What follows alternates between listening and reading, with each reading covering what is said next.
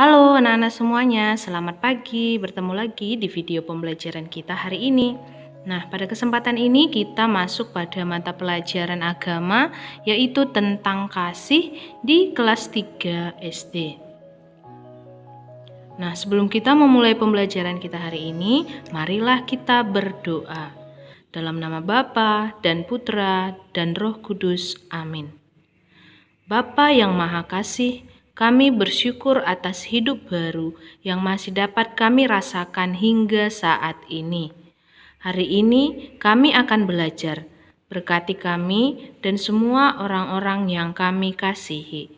Ajarilah kami untuk mampu mengasihi sesama kami dengan tulus hati. Semoga karena kasih-Mu kami mampu mengasihi Engkau dan mengasihi orang lain. Amin. Dalam nama Bapa dan Putra dan Roh Kudus. Amin. Nah, tujuan pembelajaran kita pada hari ini yaitu yang pertama menjelaskan makna kasih. 2. Menjelaskan pesan Yesus melalui kisah 5 roti dan 2 ikan. 3. Menjelaskan perbuatan Santa Elizabeth terhadap orang-orang miskin di sekitarnya. 4. Menjelaskan sikap Elizabeth terhadap orang-orang yang telah mengusirnya. 5. Meneladani Santa Elizabeth yang berpihak kepada orang miskin dan menderita. Nah, apa sih sebenarnya kasih itu? Kasih memiliki makna yaitu persahabatan manusia dengan Allah atau hal yang mempersatukan kita dengan Allah. Kebiasaan mengasihi tidak hanya cinta kasih dengan Allah, tetapi juga cinta kasih untuk sesama. Ada banyak hal yang Allah berikan tentang teladan untuk hidup saling mengasihi atau hidup dalam kasih. Bagi umat Katolik, hukum cinta kasih merupakan perintah yang baru. Yesus sendiri bersabda, "Aku memberikan perintah baru kepadamu, yaitu supaya kamu saling mengasihi sama seperti aku telah mengasihi kamu. Demikian pula kamu harus saling mengasihi. Dengan demikian, semua orang tahu bahwa kamu adalah murid-muridku, yaitu jikalau kamu saling mengasihi." Terdapat pada Yohanes 13 ayat 34 sampai 35.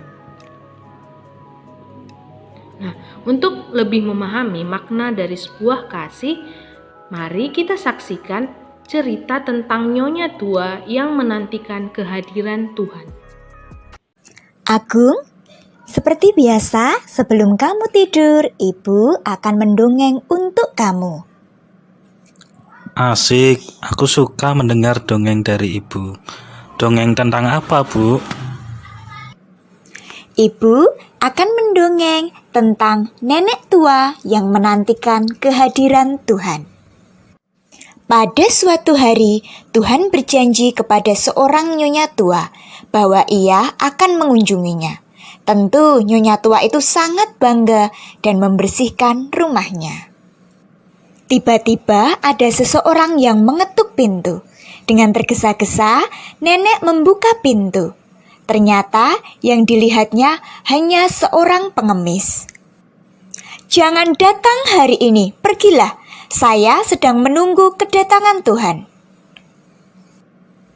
Sore pun tiba, tapi belum ada tanda-tanda bahwa Tuhan akan datang.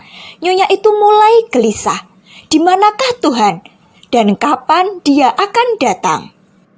Akhirnya malam pun tiba. Nyonya tua itu pun tertidur. Dalam tidurnya ia bermimpi bahwa Tuhan datang padanya dan berkata, "Aku datang kepadamu hari ini dan kamu mengusir aku." Nah, melalui cerita tersebut kita mendapatkan peneguhan, yaitu 1. Setiap hari Tuhan datang mengunjungi kita. 2. Tuhan datang dimanapun dan kapanpun tanpa kita duga-duga. 3. Tuhan datang justru melalui orang-orang di sekitar kita. Orang-orang yang memerlukan pertolongan kita, misalnya orang miskin, pengemis, orang yang disingkirkan, dan orang-orang cacat.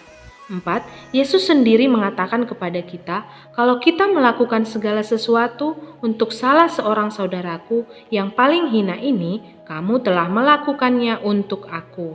Pada Matius bab 25 ayat yang ke-40.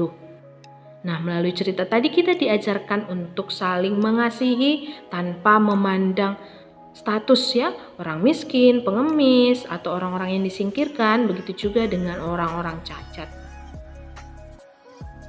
Nah, sekarang mari kita kaitkan materi hari ini dengan pengalaman hidup orang suci yaitu Santa Elizabeth.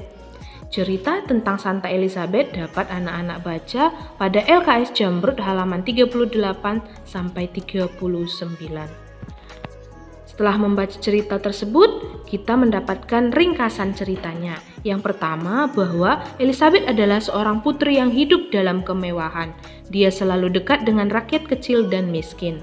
2. Dengan penuh kasih, Elizabeth memberi makanan dan sedekah kepada mereka. 3. Elizabeth mengunjungi orang-orang sakit tanpa melihat siapa mereka. 4. Ia tidak membedakan para bangsawan dan orang miskin. 5. Para bangsawan yang tidak senang dan telah mengusirnya, Elizabeth tetap memaafkannya. 6. Akhirnya, karena kasihnya kepada orang miskin dan menderita, ia melepaskan segala kemewahan dan menjadi juru rawat di sebuah kota kecil. 7. Semangat kasih yang dimiliki oleh Elizabeth adalah semangat kasih seturut teladan Kristus. Ya, jadi semangat kasih yang dimiliki oleh Santa Elizabeth ini dapat kita terapkan dalam kehidupan kita. Kita dapat meniru teladannya terhadap orang-orang miskin. Dia selalu memberikan kasih kepada semua orang tanpa membeda-bedakan baik orang bangsawan maupun orang miskin. Nah, kasih juga ditunjukkan Yesus melalui teladannya saat Yesus mengubah 5 roti menjadi 2 ikan. Ya, Yesus Kristus memberi teladan hidup dalam kasih ketika orang banyak kelaparan. Yesus menunjukkan belas kasihnya, yaitu tadi dengan menggandakan 5 roti dan 2 ikan. Melalui hal tersebut, Yesus memberikan semua orang makan dengan kenyang. Oke, demikianlah penjelasan Ibu mengenai pembelajaran tentang kasih.